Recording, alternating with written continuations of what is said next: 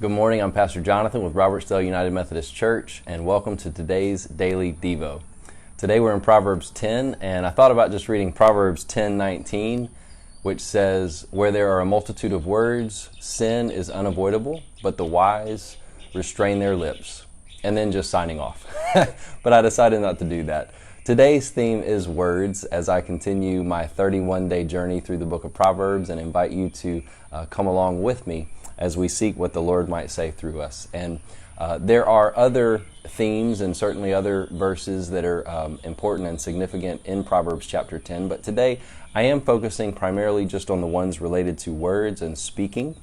Verse 9 says, He who walks in integrity walks securely, but he who perverts his ways will be found out." Sorry, that had nothing to do with words. I just didn't realize that I had that highlighted too in my Bible. Let me pick up in verse 11. "The mouth of the righteous is a fountain of life, but the mouth of the wicked conceals violence." Verse 13, "On the lips of the discerning wisdom is found, but a rod is for the back of him who lacks understanding.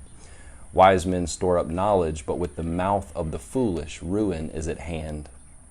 He who conceals hatred has lying lips, and he who spreads slander is a fool. When there are many words, transgression is unavoidable, but he who restrains his lips is wise. The tongue of the righteous is as choice silver. The heart of the wicked is worth little. The lips of the righteous feed many, but fools die for lack of understanding."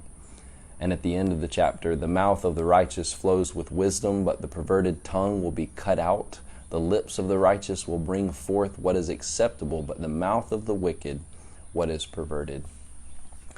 You know, I'm mindful that in circumstances where we feel like we have little control, or we know we have little control, in circumstances where our actions are restricted and we can't do some of the things that we used to, and we're having to learn to do things we're not used to, one of the most powerful things that we have is our speech.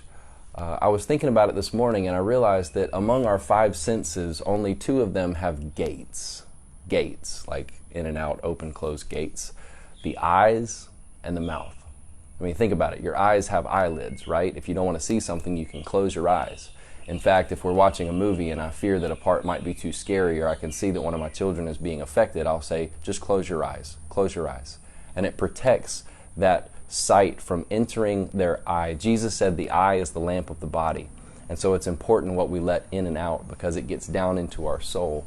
But our mouth is kind of the opposite, because our mouth is where things come out. And Jesus said that out of the mouth, the heart speaks. And so things get into us through our ears, our nose, our eyes, and it comes out through our mouth and our actions. And there's a gate. And so as I think about it today, I think about the importance of becoming gatekeepers of our words, knowing that words can build up or words can tear down, that our words matter. The world has been changed countless times by the power of the word. And so what words are you feeding? What words are you listening to? What words, what messages, what stories are you letting get into your soul?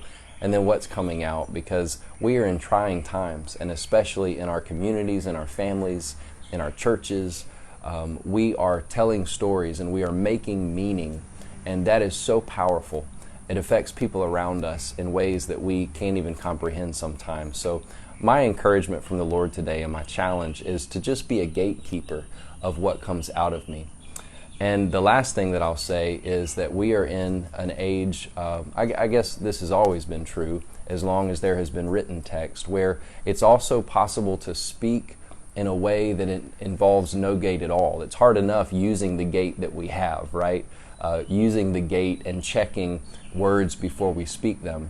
But it's also possible to speak without a gate at all, or speak without a gate at all, right?